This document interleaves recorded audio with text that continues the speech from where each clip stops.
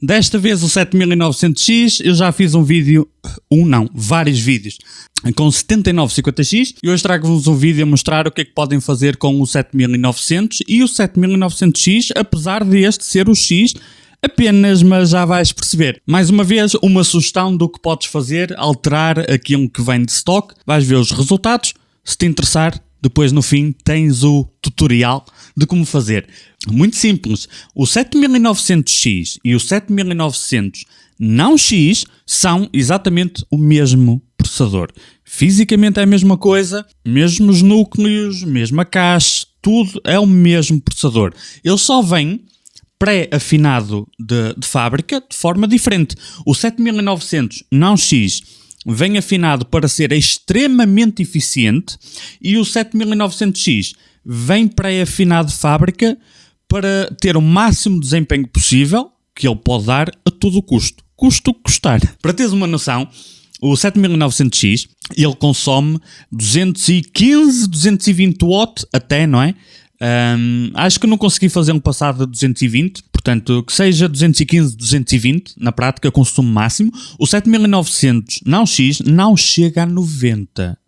E aquilo que já se viu na internet é que em jogos eles são praticamente iguais, mas depois o não X perde um bocadinho de desempenho em multicore, apesar de ser muito mais eficiente, ok? Portanto, caso não tenhas percebido, e não é preciso ser muito bom em matemática, eu não sou e consegui perceber, 2 mais 1, 2 Ryzen 9 7900 gastam menos energia que um 7900X. E quase que ainda cabia mais um Ryzen 5 lá no meio.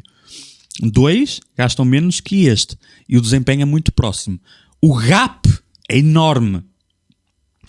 Então por que não mostrar-te o que tu podes fazer, se te interessar, para o deixar no meio termo, ou seja, o 7900X torná-lo um pouco mais eficiente, ou então, já que tem uma margem tão grande, o não X, que não gasta nada, não aquece nada, qualquer dissipador simples vai conseguir dar conta do recado, torná-lo um bocadinho mais, dar-lhe umas gotinhas mais de desempenho, afinar este um bocadinho para baixo ou outro um bocadinho para cima.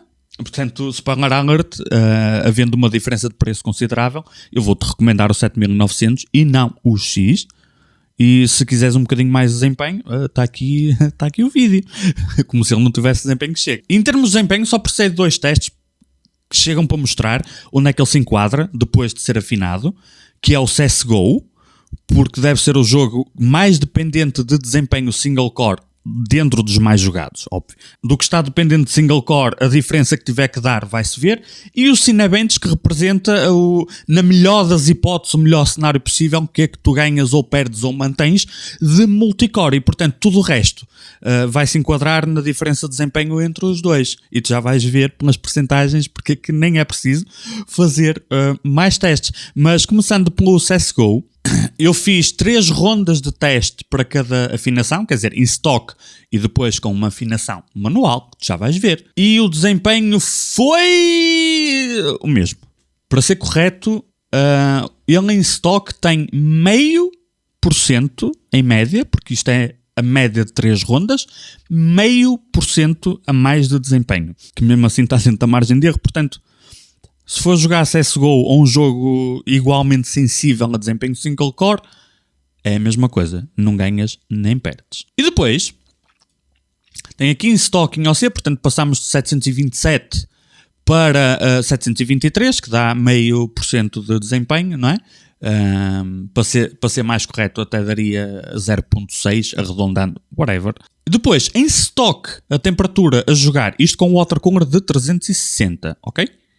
Que esse é outro fator. Esse é outro fator interessante. É que o 7900 não X já traz um dissipador que tu podes ou não querer usar, até é suficiente, mas quanto muito podes gastar 30 paus no Conlink Umbra, que eu já mostrei, que vai segurar com esta afinação. 30 paus é o suficiente. Ok? Em automático, para ter todo o desempenho do X, já convém um water cooler. Portanto, a diferença de preço não vai ser só do CPU. Para usá-lo em condições, se for para usar em automático, tens de gastar muito mais em refrigeração, obrigatoriamente. Caso contrário, ele vai perder um bocadinho de desempenho, então para que comprar o X? Não interessa. Ainda assim, a jogar é tranquilo. Em stock ele tem 62 graus, só com a minha afinação, tipo, não fez nada. Lembrando que este processador em idle está a 40 graus, que é a única coisa chata neste processador. Já tinha visto no 7950X, mas queria pegar... decidi esperar, ver o que acontece, a ver se não era um espirro. Ele gasta, em automático, ele gasta 70 watts parado, sem fazer nada. Como ele está agora, gasta mais ou menos 50, ok? Que ainda assim eu acho que é muito estando parado, mas também não é por isso que tu não vais comprar o CPU, acho eu. Portanto, nós poupamos aqui em temperatura 27%, título de curiosidade. No consumo de energia, no CSGO ele consumiu até 104 watts, depois de afinado apenas 74, portanto ele a jogar CSGO gastou mais ou menos a mesma energia que em automático gasta só parado no ambiente de trabalho. Neste caso, uma redução de 28% no consumo de energia.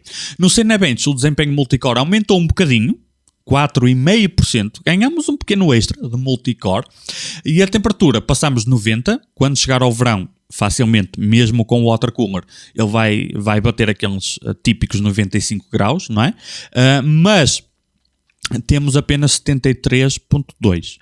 E o consumo de energia, passamos eu já o pus a bater ali a raspar os 220, nos testes que eu fiz, na duração que teve, o pico máximo foi 214, o registado, mas passamos para 168, portanto temos uma redução de 21% no consumo de energia. Portanto a temperatura cai imenso, o consumo de energia cai 20%, o desempenho no CSGO é a mesma coisa, e como extra ganhamos 4,5% em multicore. Okay? Aqui estava tapado, aqui é o consumo em jogo, ok? É o consumo em jogo, mas eu já tinha dito. Agora, o que eu fiz aqui foi simples. Às apalpadelas, achei que neste CPU era interessante. Eu fiz um overclock, estás a ver que ele está a gastar 57, 58 watts, eu estou a utilizar o PC para gravar, ok? Que mesmo assim não consome nada, é a gráfica que... consome a energia toda. Se eu parar de gravar, fechar tudo, ele vai ficar na casa dos 50 watts em idle. Nós temos metade dos núcleos a 5.4 e a outra metade dos núcleos a 5.2. Porquê? Porque a primeira metade dos núcleos consegue, com a mesma voltagem, atingir clocks mais altos. Neste caso em particular, este CPU eu poderia tê-lo a 5.5 nos primeiros núcleos, mas ele ao fim de algum tempo crasha num in-pack que é extremamente violento e agressivo e realista, portanto no dia a dia até poderia usar a 5.5, mas aqui já é uma afinação realista preparada para utilizar no dia a dia. O teu pode ficar com a mesma voltagem um bocadinho acima, um bocadinho abaixo, se calhar 100 MHz acima ou abaixo, ou precisas um bocadinho mais de voltagem ou um bocadinho menos de voltagem, ok?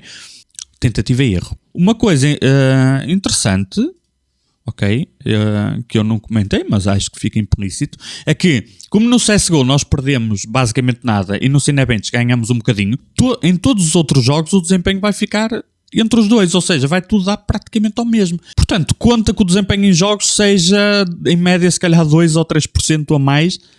A cena não é essa, a cena é que tu consegues ganhar desempenho multicore se utilizares ou não X, e fazendo com que ele consuma um bocado mais que o que vem de origem, mas ainda assim pouco e controlável, ou podes tornar o 7900X bem mais eficiente e em jogos fica 2% melhor, não é por aí, mas é uma sugestão, é uma possibilidade. Se isto te interessou, vamos à BIOS e eu vou-te mostrar como é que eu fiz. O que tu vis aqui relacionado com memória RAM, ignora. Isto não é aquele kit de memória RAM que eu tinha usado no outro vídeo, é um kit de 5600 com overclock para 6000. Outra história para outra altura, não tem nada a ver. O que é que eu fiz para atingir aqueles resultados que vos mostrei? É em CPU Core Ratio por CCX, porque temos clocks diferentes em núcleos diferentes, ok? O CPU tem duas CCX, cada uma delas com metade dos núcleos. É um CPU de 12 núcleos, portanto são 6 mais 6 e tu alteras individualmente aqui.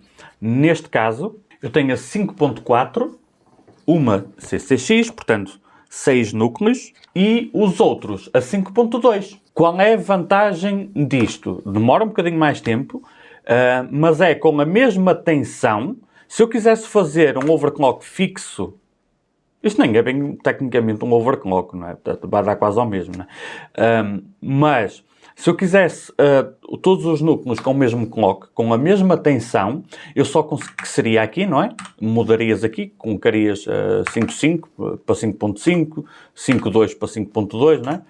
Eu iria ter que ter todos os núcleos a 5.2, ou então tinha que aumentar a tensão. E a vantagem dos Ryzen de poderes afinar por CCX, quando o Ryzen tem mais que uma CCX, é que tu podes ter com a mesma tensão, consegues ter uma frequência maior se houver essa margem. Como é que tu descobres? Testando. Depois, mais, aqui em Digi mais VRM, coloquei um loadline nível 5, que nesta board o ideal para estes settings até seria... ideal depende do objetivo. Até seria nível 4, mas como eu já tinha posto a nível 5, todos os testes foram feitos com nível 5, ok? Para quem não sabe, o que é que serve esta opção Loadline Calibration? Quando tu escolhes uma tensão, e eu vou-vos mostrar qual é, que está a do CPU aqui, 1.225, tu marcas 1.225, mas quando o CPU tem mais carga, o que vai acontecer é que esta voltagem vai reduzir. É um comportamento normal, ok?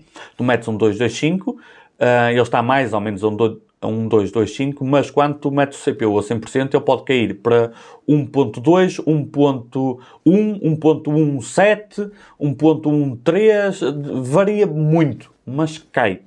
E o loadline serve para quando tu tens essa carga, que ele quer cair, o loadline volta a fazer com que a tensão fique mais alta. O nível 5 tem um bocadinho de V-Droop, esse efeito chama-se V-Droop. O nível 4 tem um bocadinho mais, portanto, quanto maior o número, na ASUS, quanto maior o número, mais o efeito de loadline, ok? Mais ele vai compensar a queda. No entanto, existe um motivo pelo qual tu queres que ele tenha alguma queda. Por isso é que eu disse que aqui, nesta board com este CPU, até preferia, e depois até vou reajustar tudo para bater certo a ficar a nível 4. O que é que acontece? Ele está a 1.225, metes carga, ele passa para 1.15, imagina, e com um loadline voltas a subir. Se não usares um loadline, tu para ter a mesma tensão, tu tens que meter 1.3, 1.4 para compensar depois a queda, não é? No entanto, usar um loadline, se a motherboard não for muito boa, o que vai acontecer é que ela não vai conseguir fazer muito bem esse trabalho e pode ser pior a emenda com o soneto. Vai ter o chamado undershoot, overshoot, que é, vai subir, quando ela tenta atuar para compensar, pode subir demasiado, depois quando a carga baixa, a carga do CPU baixa, a voltagem pode cair demasiado. Então, usar o loadline para nivelar a tensão, dependendo da motherboard, pode ser um tiro no pé. Pode ter o efeito contrário que tu pretendes, não é? Pode, essa própria feature, criar instabilidade. Mas também não queres sem nenhum tipo de loadline, porque senão para teres 1.2 precisas meter quase 1.5. Ok? Então é um meio termo. Aqui depende da board, depende do processador, como é que eles se comportam. O que é preciso fazer mais? Nada. Só isto. É o clock por CCX, a tensão.